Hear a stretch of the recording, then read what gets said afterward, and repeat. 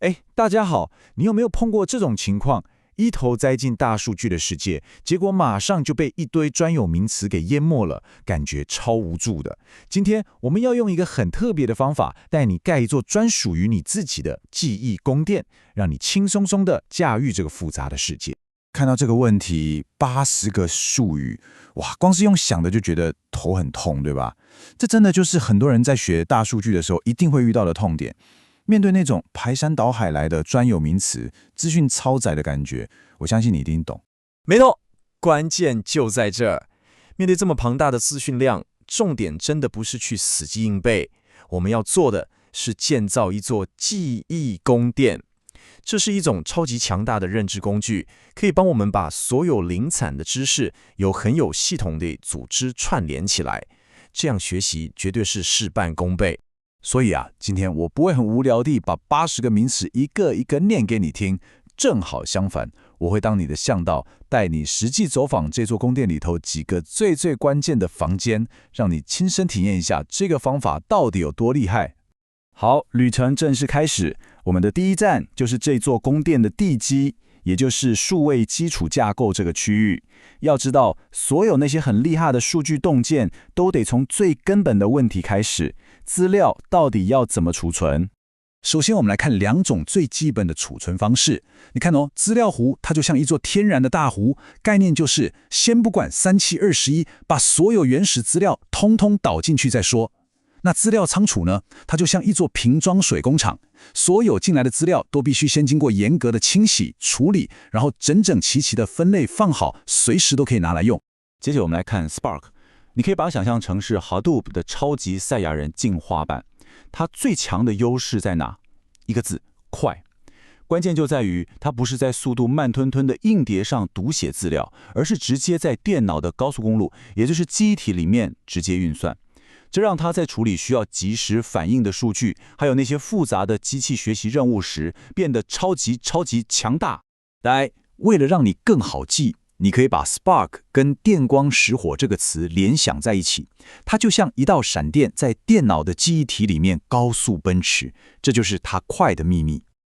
OK， 我们宫殿的地基已经打好了，可是光有原始资料本身是没有意义的，对吧？我们怎么知道从中得出的结论到底可不可信呢？好，现在我们要走进第2个房间，统计的法庭。没错，这里就像一场法庭审判。假设检定这个概念其实跟法庭审判的逻辑一模一样，我们一开始都是从无罪推定开始的，对吧？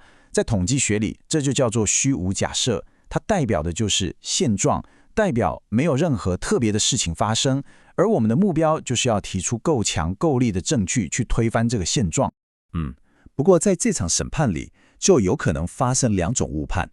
第一种叫行医错误，白话讲就是冤枉好人，你把一个无辜的人判了罪。第二种叫行恶错误，意思就是放走坏人，让真正的罪犯逍遥法外。在做数据分析的时候，我们常常需要去权衡这2种错误哪一个的代价是我们更不能接受的。那么常常听到的 p-value 到底是什么？很多人都搞不懂。来，你把它想象成一个惊讶指数， p-value 越小，就代表在一切正常、什么都没变的假设之下，你居然还能看到手上这些证据，这几率实在太低了。这件事本身就非常令人惊讶，也就让你更有理由去推翻原来的假设。那你可能会问，这个 0.05 是怎么来的？其实它比较像是一个科学界大家约定俗成的一条线。如果你的惊讶指数算出来 p-value 小于 0.05， 大家就普遍会认为你这个发现不是偶然，是统计上显著的，是值得注意的。好的，深呼吸一下。接下来我们要进入这座宫殿里最高科技、最先进的区域了，也就是人工智慧的核心。这里就是各种厉害的模型被建立、被训练，还有被评估的地方。机器学习啊，说穿了，主要就分成2种模式。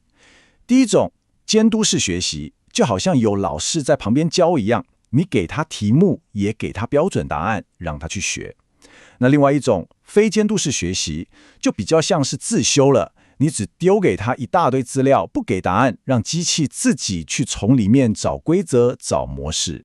随机森林这个模型，它的概念完全就是3个臭皮匠胜过1个诸葛亮。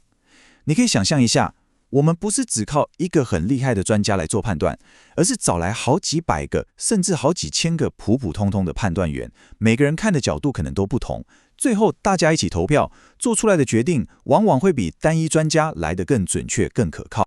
好，模型我们建好了，那要怎么知道它到底好不好用呢？答案就在这一张表，它的名字听起来有点复杂，叫混淆矩阵，但你不用怕，它其实就是一张模型的成绩单，上面清清楚楚列出了4种可能的结果，2种猜对的情况跟2种猜错的情况，这绝对是评估模型表现最基本也最重要的工具。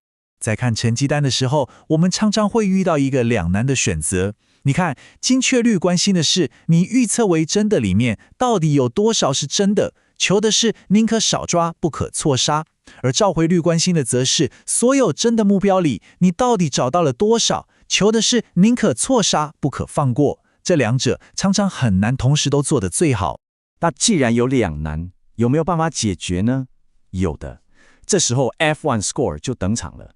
他很聪明，他把精确率跟召回率这2个指标做了一个调和，变成一个综合分数。这样我们就可以只看一个数字，就知道这个模型在这2方面的表现平不平衡。好的，我们这趟导览差不多要到终点了。不过最棒的是，经过刚刚的旅程，你现在手上已经拥有了建造自己记忆宫殿的完整蓝图。你看，这就是我们整座宫殿的全貌。总共就是这8个环环相扣的房间，从最底层的地基与架构，到资料清洗、统计、推论，再往上到机器学习和进阶 AI， 最后是评估指标跟治理视觉化。这8个房间就帮你画出了一张完整的大数据知识地图。所以请你一定要记得哦，今天这趟旅程真正的收获并不是某个名词的定义，而是你学到了这一整套系统性的思考框架。有了这个框架，你不只可以学大数据，更可以拿去学习任何复杂的知识。现在地图就在你手上了，那么你会想用它来建造些什么呢？你想用它去探索哪个你一直很好奇的未知领域呢？这趟旅程其实才正要开始。